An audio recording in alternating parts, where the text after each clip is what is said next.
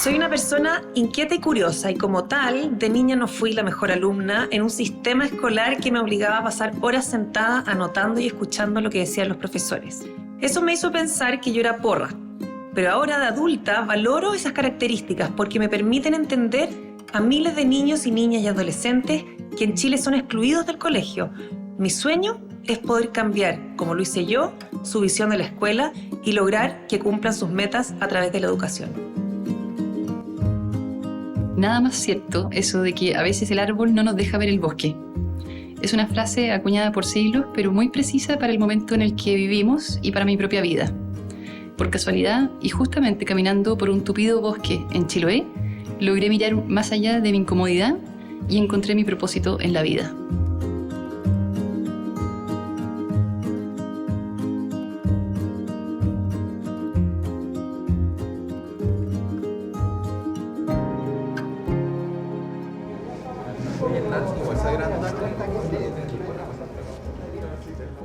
Ahora sí podemos hablar. Hola, Rebeca. ¿Cómo estáis? Bien, ¿y tú? Bien. ¿Cómo te llamas tú? Magdalena. Magdalena.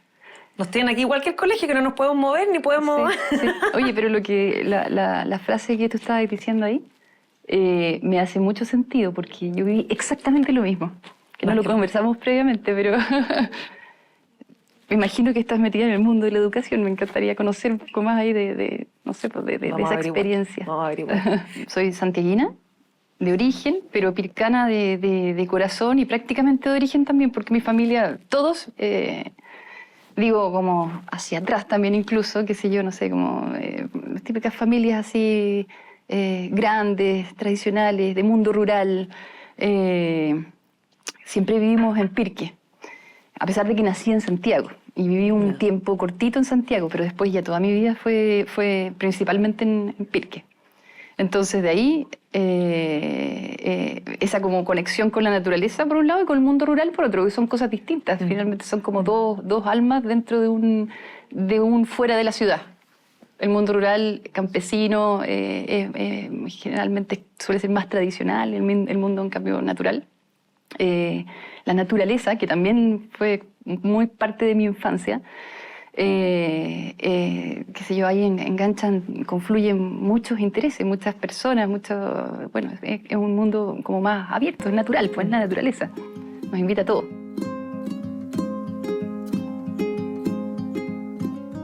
Yo soy la tercera de 5 hermanos. Somos 4 mujeres y un hombre. El menor es el hombre. Yo era la tercera y tenía todos los síndromes de la hija del medio, que en esa época mi mamá me acuerdo que leía libros de educación y de crianza. Y el tema del hijo del medio era un clásico. Y yo cumplía con todas las cosas del hijo del medio. No era ni de los grandes ni de los chicos y me movía según lo que me convenía. Y estaba en un colegio que había mucho amor y mucho cariño, pero la educación tradicional, que se espera que tú estés sentado y los inteligentes y los mateos y los que les va a ir bien en la vida son esos que están callados y sentados y tranquilos y poniendo atención. Y a mí me faltaban manos para levantar y para preguntar y quería saber más y me decían impertinente porque preguntaba cosas que no correspondía, ¿cachai? Me acuerdo que estábamos pasando el sistema digestivo, ponte tú, y hablando de cómo, las tripas y no sé qué, y dice, ¿y por qué cuando un niño hace caca le salen lágrimas? ¡Para afuera, Molina! Yo quería saber más y aplicarla a mi vida y les cargaba. Entonces siempre era, ay, la Rebequita, es tan inteligente, pero se lo farrea porque es desordenada y qué sé yo. Entonces me fui creyendo el cuento de que yo era tonta, que no servía para el colegio, qué sé yo. Pero no me acuerdo si en segundo o tercero medio había una profesora de matemáticas que me dijo, ya, Rebeca, ¿sabes qué no puede ser? No puede ser que alguien no entienda las matemáticas, si las matemáticas son súper simples. Yo no, si no entiendo nada, he tenido promedio rojo siempre. A ver, y se sentó conmigo, me acuerdo perfecto que tenía un portamina que era mi sueño. Portamina, yo la piamina que rompía toda la hoja, ella pulcra y empezó. Partamos de este contenido y empezó hacia atrás. Partimos de los logaritmos, no, yo no entendía. Seguimos atrás, hasta que descubrió qué contenido yo sí entendía y manejaba. Me dijo, aquí estaba. Mira. Entonces, esto te lo saltaste y nunca más entendiste, pero mira, lo vamos a resolver. Y me enseñó eso y empecé a volar y matemática empezó a ser mi pasión. ¿Y esto fue en tercero medio? No me acuerdo si segundo o tercero medio, pero yo creo que tercero medio pasé de tener, yo di la aptitud, de tener cero en la también. prueba de aptitud, ya, digámoslo, Estamos bien. a hacer como facsímiles por entretención, lo pasaba increíble y me fue súper bien en la prueba, en matemática.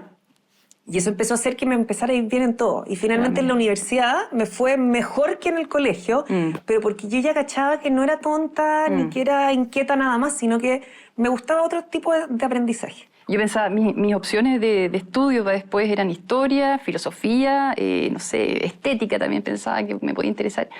Era todo el rubro de las artes o las humanidades y con suerte un poco las ciencias sociales. Y me pasó súper parecido a ti, que después, claro, no sé, tuve que preparar esa prueba, la prueba de aptitud, digamos, y me fue bien también. Y entré a pedagogía. ¿Ya? De pedagogía salté rápidamente a historia y ahí me encanté con la carrera. Después de estudiar historia hice un diplomado en políticas públicas y de ahí hice un máster en sociología, que no terminé por Bosco, que es la empresa que tengo hoy día, digamos, que tiene que ver justamente con restauración ecológica y otras cosas, nada que ver. Pero en el fondo esa ruta de aprendizajes a mí me va alimentando de alguna manera. Y yo creo que el hecho de haber estudiado historia para mí ha sido fundamental también como para conocer y tener como un soporte argumentativo, si se quiere, de por qué estoy haciendo lo que estoy haciendo, digamos.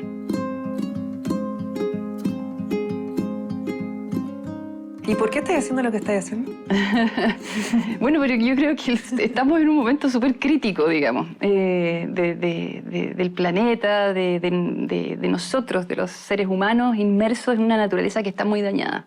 Y si no somos capaces de entender que el ser humano es parte de la naturaleza y que si nos desvinculamos de ella, y si además no solamente nos desvinculamos, sino que además hacemos que ella se degrade y la degradamos, digamos. Y si no somos capaces de subsanar eso, este momento crítico que tenemos como esta década, digamos, para actuar rápido, se nos va a pasar y lo que viene entonces es sufrimiento de las personas, digamos. Ya lo estamos viviendo, ya hay migraciones por temas de naturaleza dañada, digamos, por cambio climático. Hay una incomodidad, digamos, de mi parte, digamos, yo sentí una incomodidad de estar dedicándome en su momento a cosas del ámbito profesional que no eran necesariamente lo que me estaban dejando en paz a mí con lo que estoy haciendo y como ser humano y la contribución que uno puede hacer finalmente para el resto. Pero yo no estudié pedagogía, yo estudié periodismo.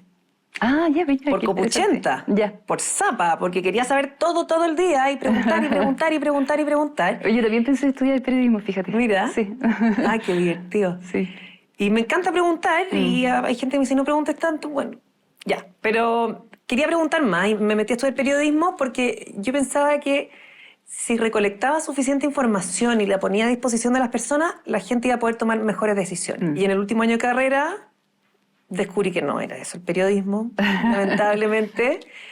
Y contacté a una amiga y le dije, quiero meterme en educación, dame un listado de tu gente que conoces que está haciendo cosas entretenidas en educación. Me dio un listado, yo agarré y dije, ya, estos gallos me tincan. Y eran dos ingenieros que estaban metidos en un colegio que lo que querían hacer era darlo vuelta. Era un colegio que estaba en una muy mala situación, mala matrícula, o sea, pocos estudiantes, bajos niveles de resultados, mala convivencia escolar. Y necesitaban una periodista que le hiciera la página web. Y entré a trabajar en la página web, pero resulta que en la oficina en que me instalaron, en una mesa coja, estaba yo ahí, y no había otro espacio, entonces se ponían ellos también. Entonces yo estaba en su oficina. Y mientras trataba de hacer mi página web, sapeaba, escuchaba lo que hablaban, y también iba tratando de crear los contenidos de la página web, entonces salía a reportear al colegio. Entonces, ¿cuál es el propósito? ¿Qué tipo de niño querés generar acá? Y me decían, yo me estoy preguntando. Claro. Y oí hablar del estatuto docente y me estudiaba el estatuto docente igual de copuchenta que siempre. Hasta que un día estaba en la oficina haciendo esta página web y algo estaban hablando estos dos ingenieros y dije, perdón, ¿qué opiné? Y di mi opinión y me quedaron mirando con cara de ¿y tú dónde saliste? Y me empezaron a pedir la opinión cada vez más. A los 2 años terminé de gerente del colegio. No te puedo por creer. copuchenta, por inquieta, por curiosa. Por curiosa. Y ahí nunca más me pude salir de la educación. Nunca más. Qué buena. ¿Y después estudiaste algo con educación? O sea, Después me gané una beca a Chile y me fui a estudiar dirección de colegio a Australia, a Melbourne. Qué buena, qué buena. Y decidí que nunca iba a dirigir un colegio. Que no. Es muy difícil, pero sí que yo creo que podría ser un gran aporte a los que dirigen colegios. Ya, perfecto. Oye, qué increíble esa cuestión de que uno de repente toma decisiones estando convencido de algo y el rumbo de la vida finalmente te encausa hacia otra cosa distinta. Sí, tal cual. Ya, pues ahí volví y me puse a buscar trabajo y me quedé embarazada. Y se dio que nadie me contrataba y me llamó una amiga, me dijo, hagamos algo, y ahí empezó a moverse la pega que hago actualmente. Que no te lo voy a decir hasta que tú me contes qué pasó en Chiloé. Ya, perfecto. Te voy a contar lo que pasó en Chiloé. Caminando en un bosque en Chiloé con un conocido, una persona que estaba ahí en el lugar, digamos, y también con unos amigos, estaba también con mis niños, o sea, de verdad en un contexto muy familiar y de una buena onda, digamos. Yo estaba comentándole esto a esta persona. Le digo que tremendo lo que estamos viviendo en este minuto. Él también tenía una conexión muy fuerte y era muy sensible al tema de la naturaleza y lo que estaba pasando. Y me dice, mira, no todo es tan malo, Magdalena, me dice. No todo es tan malo. Imagínate que hay un sistema, un método para hacer crecer rápido los bosques nativos. Y de ahí entonces es que viene como el antes y el después, ¿ya? Porque ahí fue que yo dije, ¿cómo es posible que exista un sistema que permite crecer rápido un bosque nativo? Que además siempre está como ese... No es un mito, es una realidad. Si los bosques, en el fondo, la naturaleza es lenta. Entonces, ¿cómo puede ser que esto suceda, digamos? Y ahí me puse a investigar, porque él me dijo, es el método Miyawaki. Y ese método Miyawaki, que lo ideó Akira Miyawaki, en el fondo, es un japonés, sí, un hombre muy japonés, consiste justamente en hacer como núcleos o parches, así como va colonizando de alguna manera como parche por parche, generalmente en núcleos más reducidos, la naturaleza, la va regenerando y va haciendo restauración ecológica hiperintensiva a partir de una metodología que va desde el suelo hasta la selección de las especies, etcétera. Incluso con cobertura de suelo y eso. Y hay que ser súper fino. ¿Simuláis? Es justo esa palabra. Uno imita a la naturaleza. O sea, tenemos que ser lo suficientemente finos porque es imposible conocer la naturaleza en toda su riqueza y su complejidad. Es compleja, inmensamente compleja, pero a su vez también somos capaces como seres humanos y gracias a las ciencias de acercarnos a ella. Entonces, de alguna manera, lo que hace esta metodología, este sistema, es que hace lo posible, es un intento humano y artificial por imitar a la naturaleza. Y da como resultado que además de que tú le devuelves al suelo su naturaleza, digamos, intrínseca, lo que había ahí, se lo devuelves de manera acelerada. Y eso es muy bonito desde el punto de vista humano. Ahora yo quiero que me cuentes de ti, cómo fue lo que haces y cómo llegaste a eso. Me llamaron 2 personas y me dijeron, tenemos que hacer algo. Y empezamos a buscar cuál era esta especie de eslabón perdido. Y empezamos a ver distintos indicadores en educación y llegamos al concepto de asistencia. Y hablaban en la prueba PISA que en Chile habían altos niveles de asistencia, pero se referían a los niveles de matrícula. En Chile, la mayor parte de niños y niñas están matriculados en un colegio, pero no van. Y ese era un dato que no estaba. Entonces sí, tenemos niveles de matrícula universal y era fantástico. Claro. Pero ¿cuántos van esos niños? Engañoso el número, finalmente. Sí, es como una matrícula, es un dato falso, claro. O sea, es real, pero eso no significa que estén sacando el jugo al sistema educativo. Claro. Y justo Obama en Estados Unidos, yo empecé a leer y hablaba de que estaba impulsando que los estados trabajaran distintos indicadores en educación y uno de ellos era el ausentismo escolar crónico. ¿Qué es el ausentismo crónico? Es faltar al colegio un 10% o más en el año. Yeah. Y la evidencia muestra que cuando falta un 10% en el año o más, hay un daño enorme en el aprendizaje de los niños y niñas, sobre todo mientras más vulnerables son. Ya, pues, ¿y en Chile cómo estamos? En Estados Unidos hay un 10% de estudiantes con ausentismo crónico. Fuimos con nuestros discos duros al Ministerio de Educación a pedir las bases de datos de asistencia, que nunca nadie había mirado, y había un 33% de ausentismo crónico en Chile. ¿Y eso qué año? El 2014. Imagínate ahora. Probablemente sea Ahora es un 50. a un 50. Entonces, en esa época, 1 de cada 3 niños estaba en esta situación gravísima. Claro. Y ahí nosotros dijimos, oh, tenemos que hacer algo, Sí, empezamos a averiguar y empezamos a trabajar con los colegios para decirles lo grave que es el ausentismo crónico. Es como que tú estuvieras diciendo lo grave que es el daño al planeta. Claro. Pero nos decían, ok, te creo, pero ¿qué hago? Claro. Y ahí empezamos a investigar harto, a estudiar, a trabajar con los niños, con los profes, leyendo lo que pasaba en otros países y nos dimos cuenta que hay diferentes métodos para promover la asistencia, pero con el que nos casamos nosotros es con el de la motivación intrínseca. Claro. Tú tienes que tener un propósito fuerte y eso te tiene que movilizar para el colegio. Y ese propósito fuerte se logra de diferentes maneras, no con una torta o un castigo, ¿cachai? Sí. Sino que, ¿qué quieres hacer en tu vida? Pero de verdad, ¿qué querés cambiar en tu familia? ¿Qué querés cambiar en tu barrio? ¿Qué es lo que te gusta? ¿Qué es lo que no te... ¿Te carga el colegio? ¿Qué es lo que más te carga? ¿Ya? ¿Lo quieres cambiar? Ven a clase, porque al venir a clases logras todo esto que te permite desarrollarte y lo vas a poder cambiar. ¿Y a través de qué estáis canalizando eso? O sea, digamos, ya tú tienes esa como esto que estás como Este desarrollando, relato. este relato, y esto se canaliza a través de una fundación o al finalmente... Creamos la fundación que se llama Fundación Presente, Ya. Presente por Ya. Asistencia, pero hoy día esto ha madurado harto y se ha transformado en un programa que tiene ciertos métodos, que tiene ciertos tiempos, que tiene ciertas miradas, ciertos abordajes que logran que acompañando un colegio durante un año logremos reducir el ausentismo crónico en 1/3 el primer año. Lo que tú estás tratando de hacer es crear nuevos ecosistemas o recuperar el ecosistema que había de antes. Bueno, sin duda es recuperar. O sea, porque en el fondo lo que uno hace, lo que hacemos nosotros en Bosco, que como te contaba antes, en el fondo, una vez que conocí esta metodología, esto significó como un vuelco así en mi vida y dije, ya, ok, yo voy a hacer mi propio bosque Miyawaki para probarlo. Me puse inmediatamente a trabajar el suelo y hacer toda la metodología, aplicarla. Y entonces estuvo listo, ese primer bosque estuvo listo como constituido en agosto del 2019. Yo había sabido de la metodología en enero del 2019. En agosto ya estaba hecho.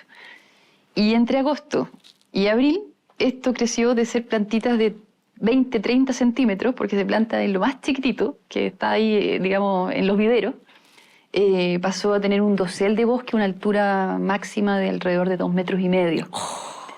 Entonces, yo no lo podía creer, mi familia no lo podía creer, los vecinos no lo podían creer, entonces fue súper encantador. Y lo más encantador es que uno recupera un espacio que es un suelo degradado, en el fondo. Lo que había ahí era un suelo compactado, degradado, no había nada, y lo transformas en lo que alguna vez fue, o en algo parecido a lo que alguna vez fue, y con vísperas, digamos, como con aspiración a alguna vez llegar a reconstituir ese suelo, a restaurarlo desde el punto de vista ecológico, ¿ya? Finalmente es restauración ecológica. Pero a su vez también de recuperarse uno mismo como seres humanos y también personalmente, digo. O sea, es una sanación como completa en ese sentido, como desde el punto de vista individual. Uno sabe que está haciendo una contribución súper acotada desde el punto de vista ecológico y también social. Creo que es más fuerte lo social que lo ecológico incluso, porque como te decía son núcleos, pero esto después se traduce igual en que eso se visibiliza y otras personas lo pueden ver y por ejemplo estamos trabajando en educación, de hecho, justamente así trabajando para que niños lo puedan percibir y se encanten con esto, de alguna manera devolvernos y recuperarnos en muchos ámbitos de la vida. Y yo creo que para ti debe ser algo medio parecido, ese concepto de recuperar, esta noción de tener que volver a un algo que nosotros como seres humanos tenemos que...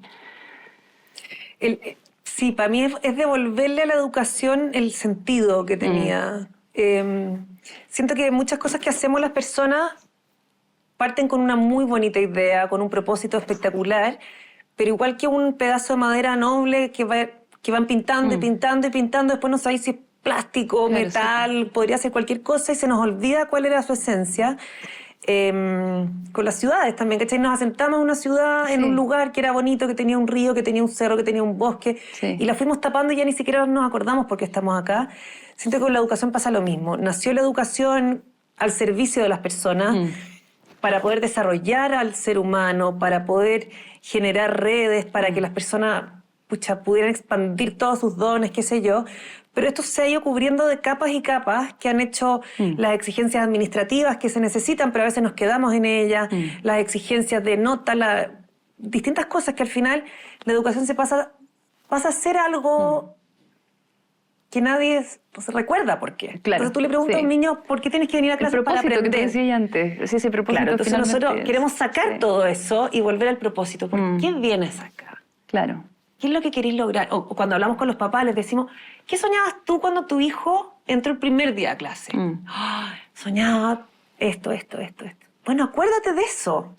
Y eso es la razón por la que hace que te hace a ti levantarte todos los días para que tu hijo o hija vaya al colegio. Esa es la razón. No la inspectora, el inspector, claro, la anotación negativa. Da lo mismo eso. Todo eso fue anexo. Son capas de pintura. Volvamos a la esencia y acuérdate qué es lo que quieres para tu hijo o hija. Y lo mismo con los niños. Y con los profes también, ¿cachai? ¿Qué es lo que quieres tú? No, yo quiero marcarle la vida a ese estudiante. ¿Puedes marcarle la vida a ese estudiante si no está acá? Chuta, no. ¿Qué necesitas hacer para marcarle la vida? Necesito que parta estando acá. Entonces, ¿por qué me dices que la asistencia no es un tema tuyo? ¿Cachai? Claro. Sí lo es. Entonces, insisto, como que recuperamos ese sentido profundo del propósito de la educación.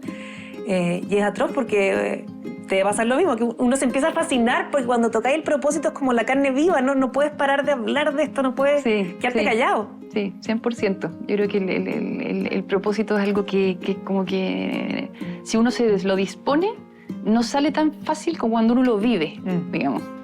Y eso es súper, es poderoso en ese sentido, como que es capaz de ejercer una fuerza que va más allá de las posibilidades que uno sospechaba. Siento que las guerras, la naturaleza, todo va a cambiar si realmente conectamos con el propósito. Completamente. Y mi área es una cosita muy chiquitita que es la asistencia, pero lo que realmente me mueve y mi sueño es que la educación pase a ser algo tan valioso que nadie lo cuestione y todos trabajemos alineados hacia allá. Sí. ¿Y la tuya desde Bosco? Desde Bosco, mira, nosotros en Bosco tenemos un propósito que es que todo suelo sueña con ser bosque. Ese es el propósito, ¿ya? Quizás escarbando un poco más en ese propósito tiene que ver con que todo suelo sueña o todo ecosistema sueña con lograr volver o recuperarse de alguna manera y ser lo que debiese ser, digamos, es que no hubiese existido nuestra intervención. La conexión de las personas con la naturaleza tenemos que recuperarla. Hoy es urgente porque eso es parte de nuestra esencia y si no, nos desvirtuamos de alguna manera, nos alienamos.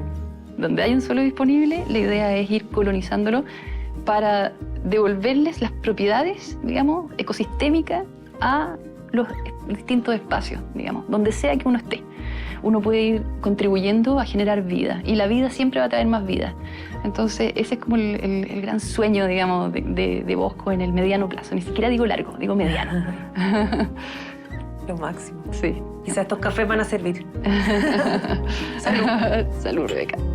Por la recuperación. Por la recuperación.